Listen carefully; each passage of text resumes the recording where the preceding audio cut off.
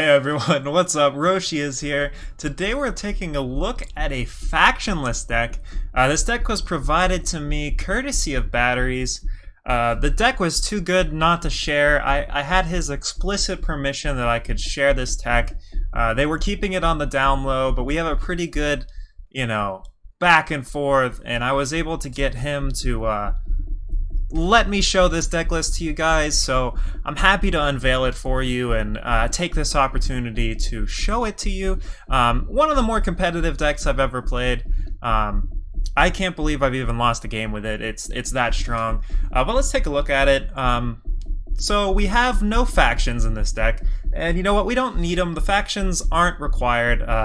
We have a little bit of power so that we can cast some stuff, but for the most part, not really requiring factions.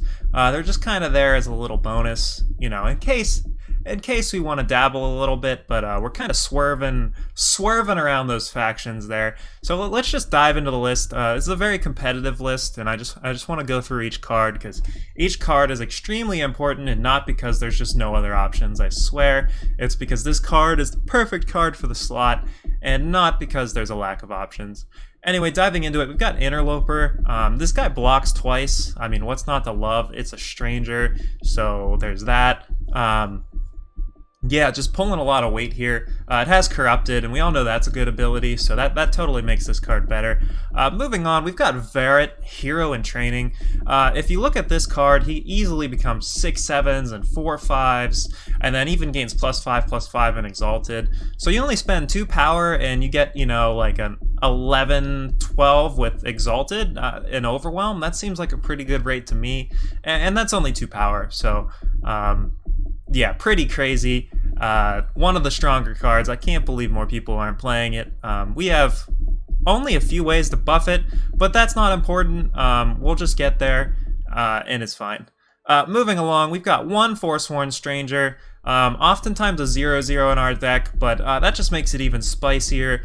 We are in fact playing World Shaper's Staff, so there is a chance for this to be a 3 power 5/5, which is just a crazy rate. There's no other card that even replicates that. And, it is just part of the reason to be playing our deck. We've got a 3 power 7/7 in here. Definitely one of the payoffs that we have, and one of the reasons to play this deck. Just the 3 power 7/7, pretty sweet. Speaking of payoffs, we've got Replicator Engine. Look at this card. 3 power replaces itself, and you can just do it again. You can do it 4 times. That's insane value. We don't get better value than this. It's a 4-for-1, basically. So hard to pass up this card. Moving along, we've got this 0/10. Look at this guy. Freaking just reckless, but doesn't even need to attack because it is huge. Freaking 0/10. Nothing is attacking through this. If it's on the ground, this momentum builder is going to stop their momentum in its tracks. And when it's not doing that and it's done with that, we'll buff it with our good old Traverse Farm or World Shaper's Staff, or maybe even a Dark Return. Oh, and this thing's going to come out chonking your opponent's health. Very solid card, next level card. It's an engine, which is one of the best creature types. So this is definitely a card you want to be playing. Wasteland Broker, look at this guy. Freaking Merchant. We've got so many good cards we can get with it, like Disrupt and Dark Return. Stormhalt Knife is just free most of the time. We let our opponents hit us. Usually, this deck's doing so well that we haven't even taken any damage, but we let our opponents hit us just so we can use our Stormhalt Knife. That's why this is here. And it's totally free, so you don't need any Justice Influence. I was kind of skeptical on that, but I found out the truth, and the truth is that it's free and you don't need to pay the influence. Which Dizo's Office, just mad lifesteal. Sometimes we can get this shadow symbol into play so we can cast it, and if you're chaining 4 of these together, that's lights out for your opponent. Easy problem. Wrath of Kyph, popping your opponent's Aegis, refilling your hand. Oh yeah, this is a solid card.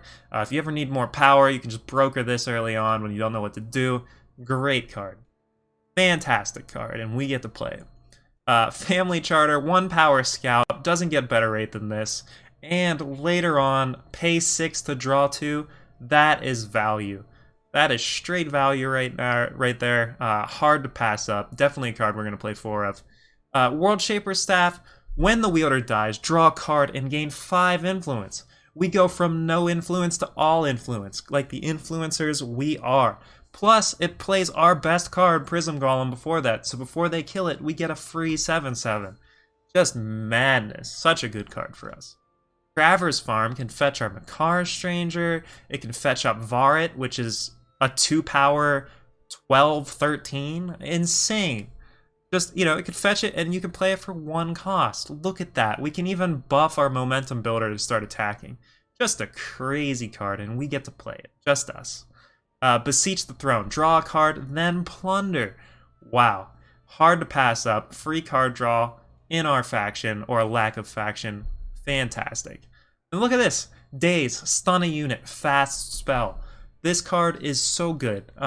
Just locking things down. Doesn't even matter what faction it is. It's strictly better than Annihilate. Annihilate can't hit cards that are multi-faction. Annihilate can't hit any of the cards in our deck. But you know what can? Daze. Daze is where it's at. Daze is how we break the meta. And I could go on about this card for days and days and days, but just know that we're playing Daze. So, it is what it is. And Petition, last but not least, one of the most solid cards. We don't even need Silexes. You know what we do instead of Silexes? We put 4/1s into play. We get Shadow Symbols. Great card. We can even get Tempting Offer. Reduce the cost of the top 5 factionless cards of each player's deck by 1. This is going to affect us so well. We're basically ramping. We're playing, guys. We're winning the game. That's the deck. I'm glad you guys came and watched this deck tech. This is a tier 1 deck.